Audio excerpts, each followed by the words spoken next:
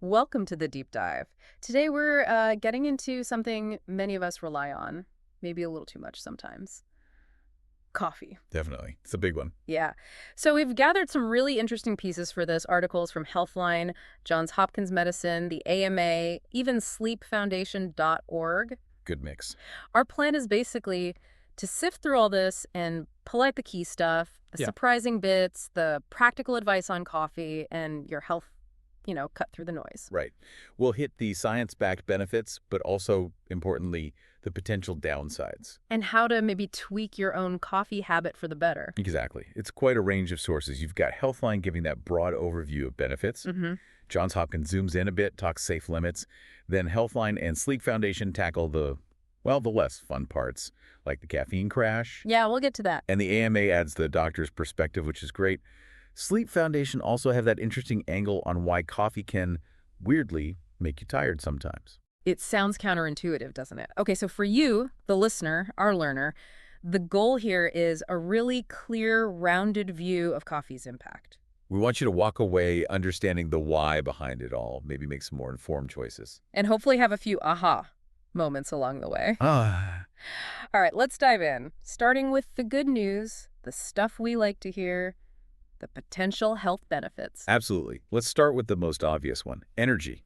Healthline and Johns Hopkins both cover this. It's not just in your head. Right. Caffeine, it's a stimulant. We know that. Right. It basically works by blocking this chemical in your brain called adenosine. Adenosine, that's the one that makes you feel tired. Pretty much, yeah. It signals time to slow down. Yeah. So caffeine blocks that signal. Okay. And that allows other brain chemicals like dopamine, the feel-good, energy-regulating one, to kind of take over. Ah, makes sense. And studies back this up. They've shown caffeine can increase the time it takes to feel exhausted during exercise, improves perceived energy. Interesting. So it's not just waking you up, it's actually affecting physical performance too. It seems so. Okay, what else? I saw something about type 2 diabetes risk. That seems surprising. It is, yeah. Healthline reviewed studies suggesting regular coffee drinking is linked to a lower risk, like 6% lower per cup per day, I think it was. Wow. How? Well, the thinking is it might help preserve the function of those beta cells in the pancreas. Ones that make insulin. Exactly. Yeah. And it could also affect insulin sensitivity itself, maybe inflammation, metabolism. Coffee's full of antioxidants too, which might play a role. Huh. Johns Hopkins mentioned this too, right? Less likely to develop type 2 diabetes. Yep, they noted that connection as well. Okay, so energy, blood sugar. What about the brain itself, long term? Yeah, this is a really fascinating area. Protection against neurodegenerative diseases. Like Alzheimer's or Parkinson's? Exactly. Healthline points to research suggesting a lower risk and maybe even slower progression of Parkinson's with caffeine intake. And also, higher coffee consumption has been linked to a lower risk of Alzheimer's, general dementia, cognitive decline. That's significant. It is. Johns Hopkins specifically mentioned that about 2 cups a day might offer protection against Alzheimer's, especially, it seems, for women over 65. Really makes you think about the long-term effects of these daily habits. Definitely does. All right, let's shift a bit. Weight management, that's always a hot topic. Does coffee play a role there? Potentially, yes. Mm-hmm. Healthline mentions it might affect how our bodies store fat, and it could also be good for gut health, which is tied to weight. Gut health, interesting connection. Yeah. Some reviews found higher coffee intake linked to less body fat, especially in men, actually. Oh. And another study noticed coffee drinkers were, maybe not surprisingly, more likely to be physically active, which obviously helps with weight. Right, that energy boost probably helps you get moving in the first place. Could be a cycle, yeah. Okay, so we've got energy, blood sugar, brain, weight. What about mood? That morning cup feels essential for my mood sometimes. Uh-huh. Science seems to agree with you there. Healthline references studies linking coffee to lower depression risk. Really? How much lower? One review found each daily cup linked to about an 8% lower risk, and drinking 4 or more cups a day showed a significantly lower risk compared to just 1. 4 cups is quite a bit, though. It is. There was even some suggestion of a lower risk of death by suicide, though that's complex. The AMA experts also mentioned that lower doses of caffeine might help by stimulating dopamine. Ah, dopamine again, the motivation chemical. Yeah, low dopamine can make you feel tired, flat, unmotivated. So A little boost might help some people. it's amazing how many things this one drink touches. Okay, what about organs? Liver, heart. Any benefits there? Yes, the liver seems to get some protection. Healthline notes studies linking more than 2 cups a day to lower rates of liver scarring and even liver cancer in people who already have liver issues. Wow. Higher intake also linked to lower risk of death from chronic liver disease, less liver stiffness. And does it matter if it's regular or decaf? Apparently not for the liver benefits. Both seem protective. Johns Hopkins backed this up too. Coffee drinkers tend to have healthier liver enzyme levels. That's great news for decaf drinkers. Yeah. Okay, the heart. That's one where people sometimes worry about caffeine, right? Stimulants and all that. Yeah, you'd think so, but the research is kind of surprising. Moderate consumption might actually be good for the heart. Good. How so? Healthline points to reviews linking 3 to 5 cups daily with a 15% reduced risk of heart disease. 15%. That's not nothing. Nope. And 3 to 4 cups a day linked to a 21% lower risk of stroke. Stroke too. Uh-huh. And increased intake was even linked to a lower risk of heart failure in one study. Johns Hopkins also mentioned protection against heart failure with 2 cups and lower stroke risk in women with at least 1 cup. But there's a catch, isn't there? Blood pressure. Right. That's the important caveat. Caffeine can raise blood pressure. So if you already have high blood pressure that isn't well managed, you need to be cautious. Talk to your doctor. Okay, crucial point. Know your own health situation. Absolutely. And it seems like all these potential benefits might add up to, well, living longer. That's the suggestion. Yeah, longevity. Healthline mentions a review finding 2 to 4 cups daily associated with a lower overall risk of death, kind of regardless of other factors. Huh. Another study linked caffeinated coffee specifically to lower risk of death over like 12, 18 years. Even 1 cup a day was linked to lower risk of dying from cancer. And Johns Hopkins mentioned this for women, too. Yep, less likely to die from major causes like heart disease, stroke, diabetes, kidney disease. Makes you think. It really does.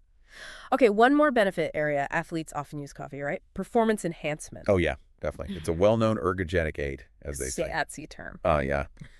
Healthline cites reviews showing coffee before exercise improves endurance, makes the effort feel less intense. I could use some of that. Who couldn't? Another study found better physical performance, faster walking speed in older adults too. And a big review suggested moderate caffeine can slightly boost power output, help finish time trials faster. Though effects can vary person to person. The AMA experts agreed. Yep, confirmed it helps endurance, speed, lessens fatigue perception during activity. So, that pre-workout coffee, probably doing something. Okay, that's a pretty compelling list of potential pluses, but we know it's not all sunshine and roses. Right. Time to talk about the other side. Here's where it gets really interesting, I think. Because while those benefits sound great, why does coffee sometimes make you feel, well, awful? Let's start with the famous caffeine crash. The crash, yes. Very real for a lot of us. Healthline describes it well. You get headaches, you feel super tired, all of a sudden can't concentrate, maybe get irritable. Sounds familiar. When does that usually hit?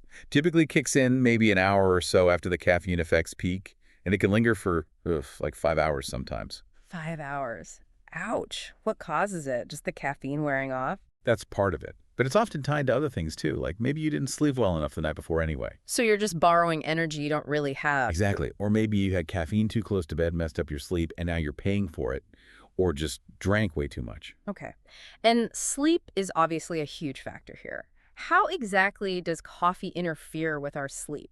Sleepfoundation.org really breaks this down. Caffeine has what's called a half-life. On average, it's about 5 hours. Meaning half of it is still in your system after 5 hours. Precisely. Though it can vary a lot, from like 1.5 hours to maybe 10 hours, depending on the person. Wow, big range. Huge.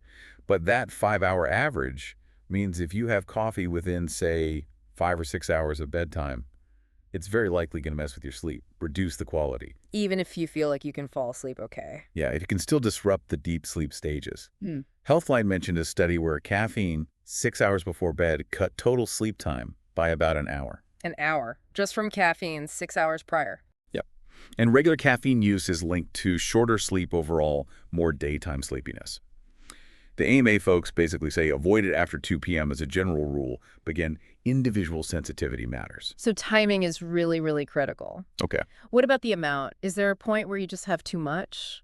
A daily limit? Definitely. Both Healthline and the AMA point to around 400 milligrams a day is the rough upper limit for most healthy adults. And how much is that in actual coffee? About 4 standard 8-ounce cups. Yeah. Ish.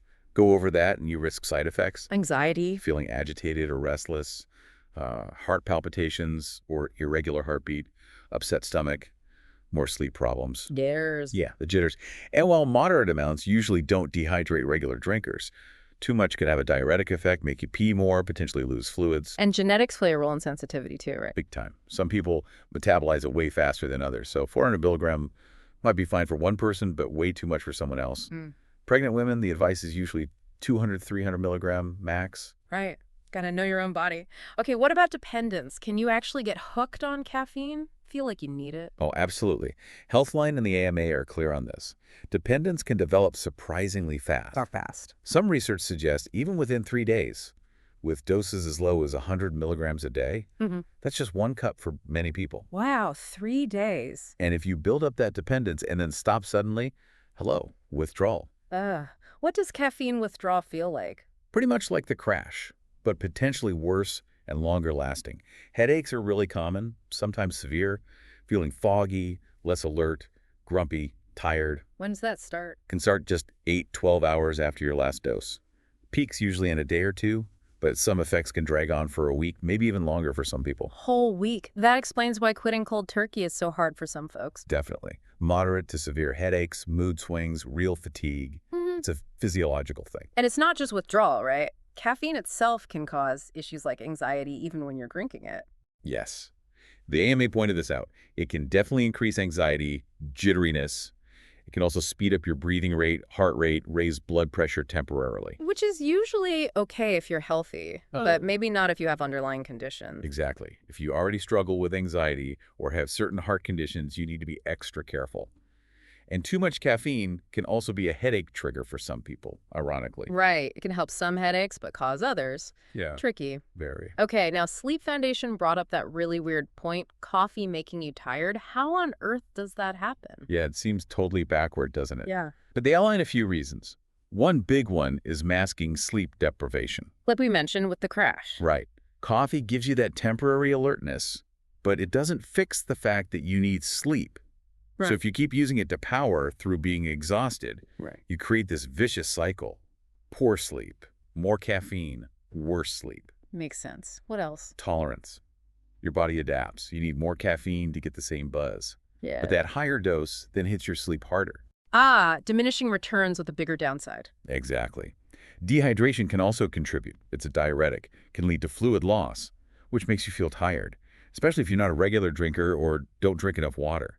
And getting up to pee at night definitely doesn't help sleep. Good point. Any other mechanisms?